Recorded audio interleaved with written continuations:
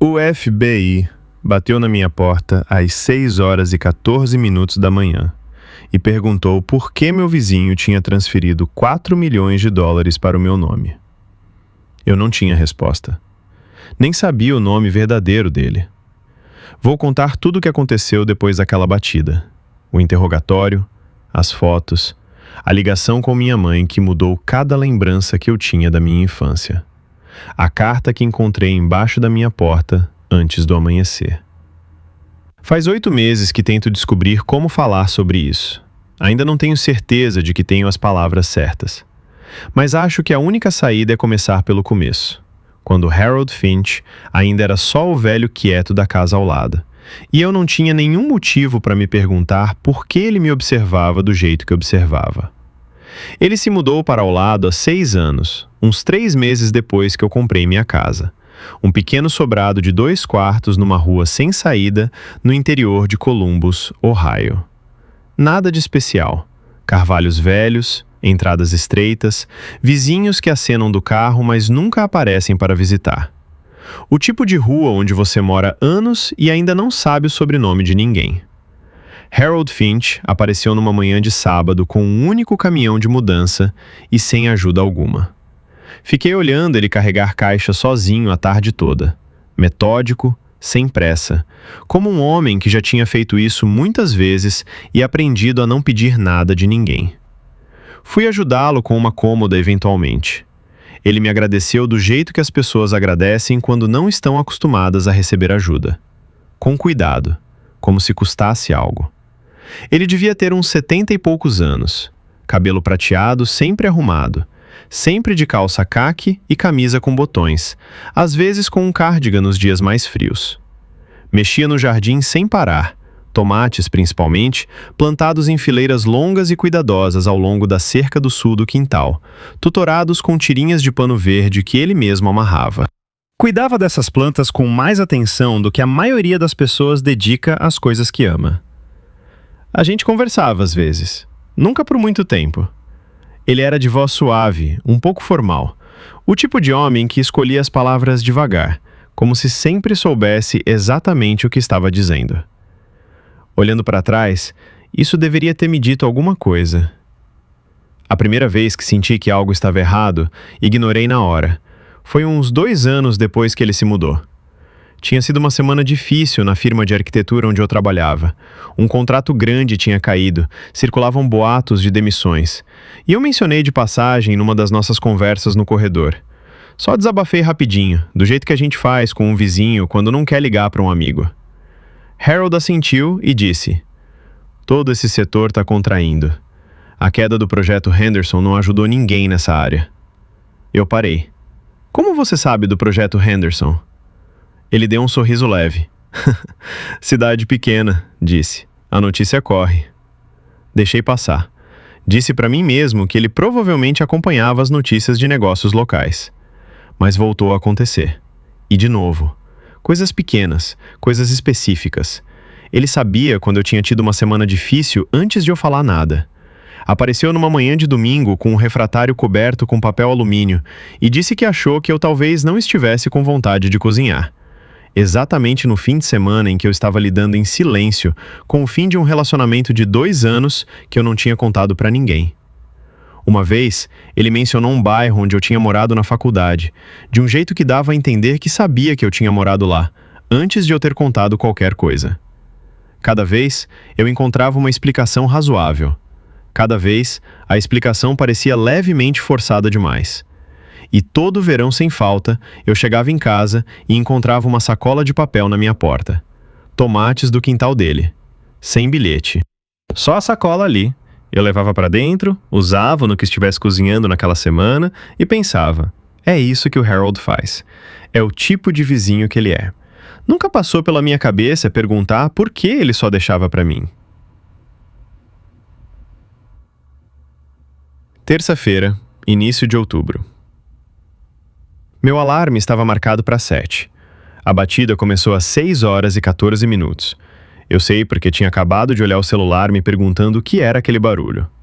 3 batidas secas, daquelas que não pedem licença. Abri a porta de camiseta e moletom. 2 pessoas na varanda, jaquetas escuras, crachás já na mão. Uma mulher na frente, no final dos 40, composta, o tipo de expressão que não revela nada de propósito. Um homem mais novo logo atrás dela, parado como se estivesse ali para observar, não para falar. "Daniel Carter?", disse a mulher. "Sim." "Sou a agente especial Carla Sims. Ele é o agente Torres. Precisamos de alguns minutos com você sobre seu vizinho, Harold Finch." Olhei por cima deles. 3 veículos no cul-de-sac. A porta da frente de Harold aberta. Agentes entrando e saindo com luvas azuis, carregando caixas de evidência. Uma luz acesa na cozinha dele que eu nunca tinha visto àquela hora.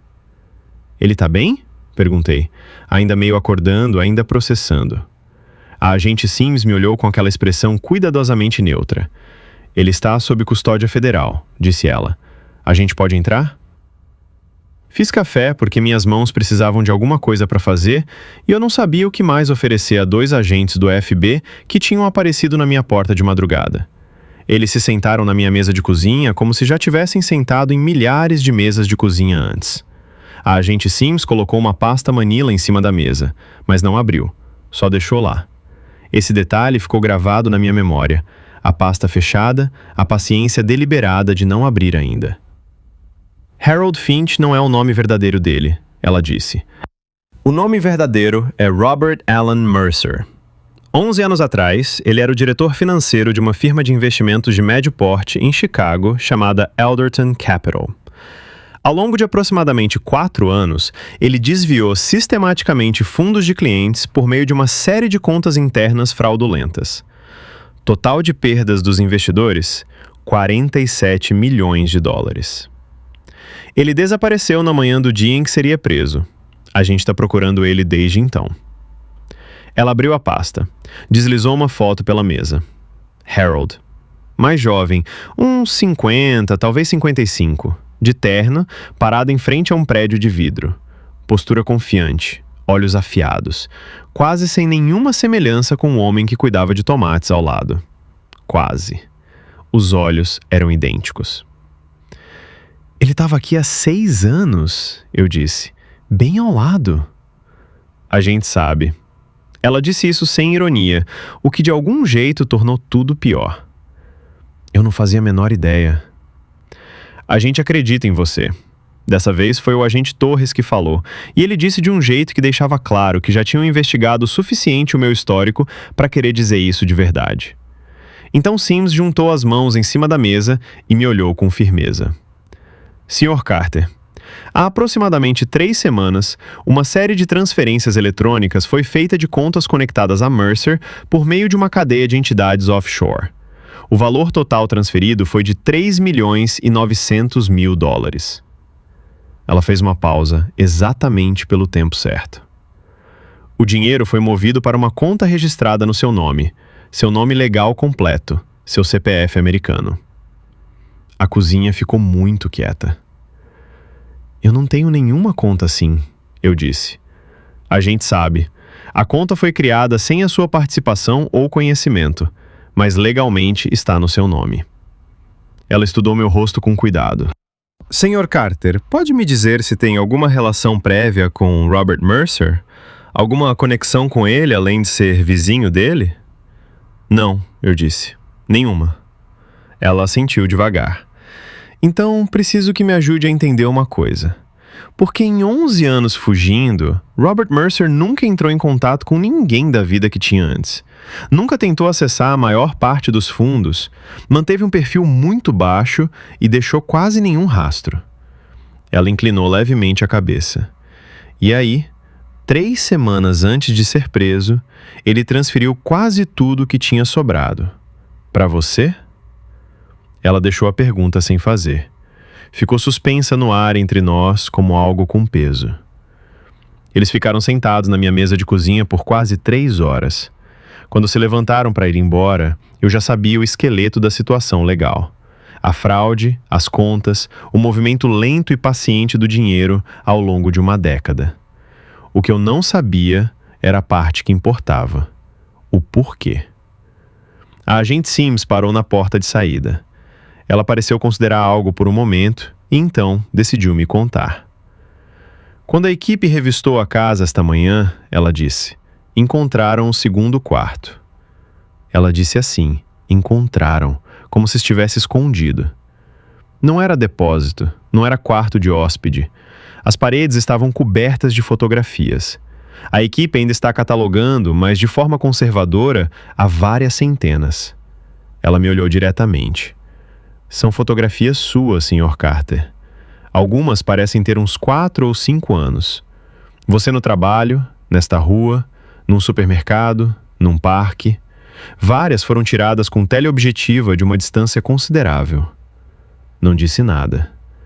Também há documentos, ela continuou. Histórico profissional, registros de crédito, prontuários médicos da sua infância. Alguns materiais que ainda não posso discutir com você. Ela me entregou o cartão. A gente não acredita que isso seja aleatório. Ainda não sabemos o que é. Mas você precisa entender que quem quer que seja Robert Mercer, seja lá qual for a relação dele com você, ele vem prestando atenção muito deliberada à sua vida há muito tempo. Ela foi embora. Fiquei na varanda olhando para a casa de Harold do outro lado da faixa de grama entre nossas entradas. Fita de cena do crime na fachada. Cortinas fechadas. Os pés de tomate ao longo da cerca do sul ainda de pé nas fileiras organizadas, pesados de frutos não colhidos, começando a rachar no frio de outubro. Entrei e sentei no chão da minha cozinha. Fiquei ali por muito tempo. 2 dias depois, a agente Sims ligou. Entre tudo que foi encontrado no segundo quarto, as fotos de vigilância, os documentos, o cuidadoso arquivo montado da minha vida adulta, havia uma imagem que não se encaixava com o resto. Uma fotografia impressa, ela disse, antiga. O tipo tirado em filme, com aquela suavidade de cor particular que o digital nunca consegue replicar de verdade. Um menino, de 4 ou 5 anos, sentado numa cama de hospital. Era pequeno, pálido e mais magro do que um menino daquela idade deveria ser, com monitores no peito e um acesso venoso fixado com esparadrapo no braço. Mas estava sorrindo de orelha a orelha. Largo, despreocupado, como se o que estava acontecendo com ele fosse apenas um contratempo entre coisas melhores. Você reconhece a criança na fotografia? Ela perguntou. Reconheci na hora, porque minha mãe tem essa mesma fotografia emoldurada na estante da sala. Tem desde que eu me entendo por gente. Era eu. Eu tinha 4 anos. Aquilo foi tirado durante minha internação para a cirurgia do coração. Eu tinha nascido com um defeito congênito, algo nas válvulas, algo que exigiu uma cirurgia que minha mãe nunca discutia em detalhes, porque a memória era pesada demais para se carregar de leve. Tudo o que eu sempre soube era que tinha feito uma cirurgia séria antes de ter idade suficiente para me lembrar, que por algum tempo o resultado tinha sido incerto, e que de alguma forma deu certo, e eu voltei para casa saudável. Nunca tinha contado nada disso para Harold. Nunca tinha contado nada de verdade sobre meu passado para Harold. O que significava que ele não tinha precisado que eu contasse. Liguei para minha mãe naquela noite. Ela atendeu no segundo toque e eu soube pela primeira sílaba do alô dela que ela estava esperando. Não essa ligação específica, mas uma ligação assim. O tipo que chega eventualmente quando o passado se recusa a ficar enterrado. Contei tudo. A prisão, o dinheiro no meu nome, as fotos na parede, o quarto, os documentos de vigilância e, por último, a foto do hospital emoldurada na parede de um desconhecido. Ela ficou em silêncio do jeito que fica quando algo é grande demais para uma resposta imediata. Mãe, eu disse, qual era o nome completo do meu pai? Um silêncio longo. Robert, ela disse. Robert Allen. Apertei o telefone até minha mão doer. Ele se mudou para ao lado de mim, eu disse. Há 6 anos. Ficou a 10 metros de mim. Por 6 anos. Ela fez um som que não tenho palavras para descrever. Algo abaixo do choro. Algo que tinha ficado represado por muito tempo e agora estava sendo solto. Ela me contou que há uns 8 anos tinha recebido uma carta. Sem remetente, com carimbo de uma cidade que ela não reconhecia. Era dele. Tinha uma única pergunta. Se eu estava bem. Se eu era saudável, se eu estava vivendo bem. Ele não perguntou sobre si mesmo, não deu explicação nenhuma, só queria saber se eu estava bem. Ela não tinha respondido, não sabia para onde mandar, Não tinha me contado por quê, ela disse. Não sabia se eu estava pronto. Você estava pronta? Eu perguntei. Ela demorou para responder. Não sei, ela disse. Eu não sabia então. Não tenho certeza se sei agora. Fiquei sentado na beira da cama no escuro depois de desligar e tentei remontar cada lembrança que tinha do homem da casa ao lado. Cada aceno do corredor, cada frase cuidadosa e formal, cada sacola de tomates deixada sem bilhete. Cada momento em que ele parecia saber de algo que não deveria saber e eu encontrava um motivo para não olhar diretamente para isso.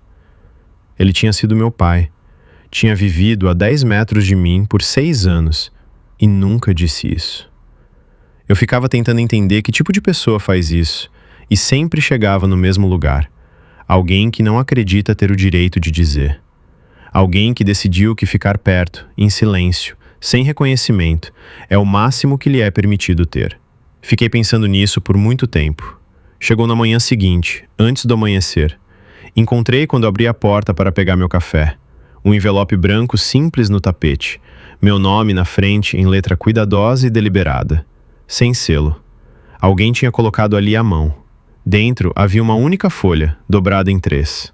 Li em pé no corredor de meias. Depois fui para a mesa da cozinha, acendi a luz e li de novo.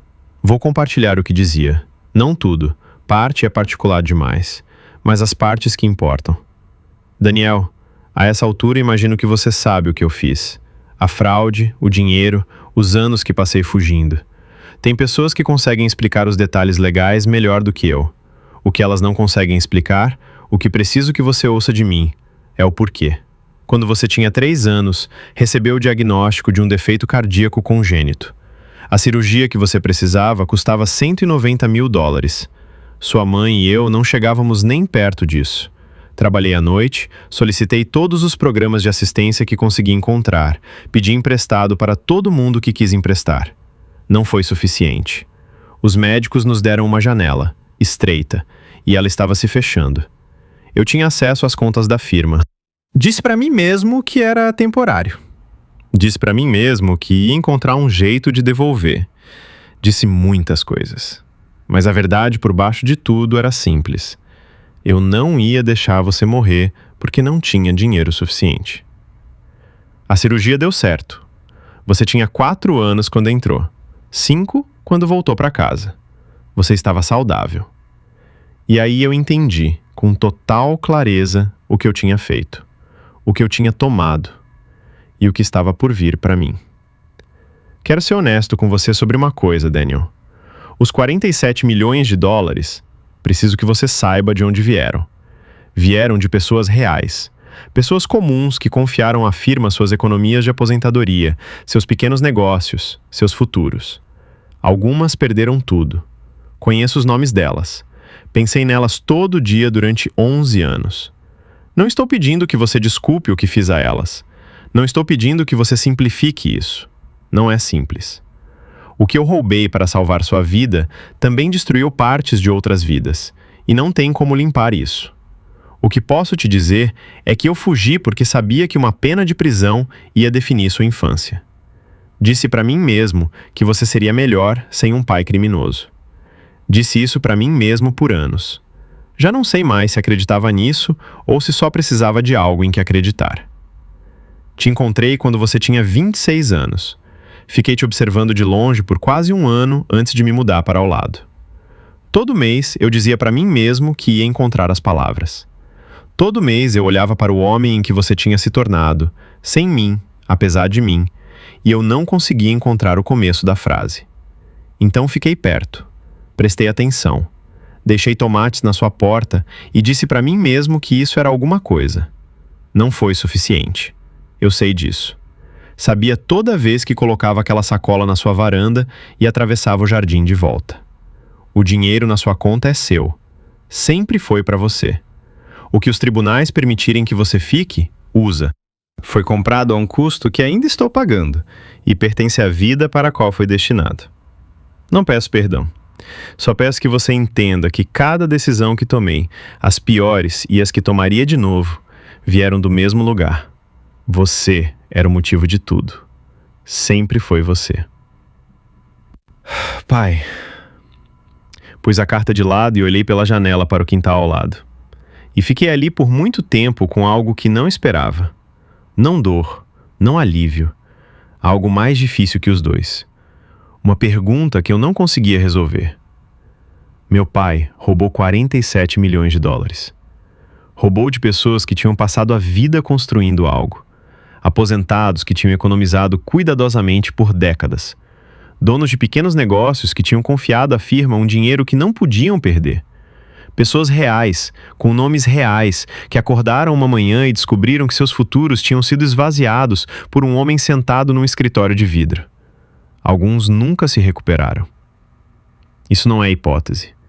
O FEB me contou depois, sem eu perguntar, que pelo menos 3 dos clientes da firma tinham pedido falência pessoal nos anos seguintes à fraude. Um homem tinha perdido o negócio. Uma senhora idosa tinha perdido o imóvel onde ia se aposentar. São vidas reais, danos reais, perdas reais que não desapareceram porque meu pai tinha um motivo desesperado para o que fez. E ao mesmo tempo, eu estou aqui. Tenho 34 anos, saudável e vivo, porque um cirurgião foi pago para consertar meu coração quando eu tinha 4 anos, e o dinheiro que pagou por isso veio dessas mesmas contas. Não sei como segurar essas duas coisas ao mesmo tempo. Tentei. Ainda estou tentando. Não vou te dar a resposta porque não tenho uma. Não acho que exista uma. Não uma limpa. Acho que é isso que mais pesa nessa história, muito depois de tudo mais ter se assentado. Não o mistério, nem mesmo a perda. Mas o fato de que o mesmo ato de desespero salvou uma vida e destruiu outras, e não existe versão dessa história onde isso fica simples, ele estava justificado? Honestamente, não sei. Não acho que deva saber. Talvez isso seja algo que você vai ter que decidir por conta própria. A situação legal ainda está em andamento. A maior parte do dinheiro vai ser devolvida aos investidores remanescentes e suas famílias. Tenho um advogado. Há processos que não posso discutir completamente. Meu pai enfrenta acusações federais que provavelmente significarão o resto da vida natural dele atrás das grades. Prestei depoimento.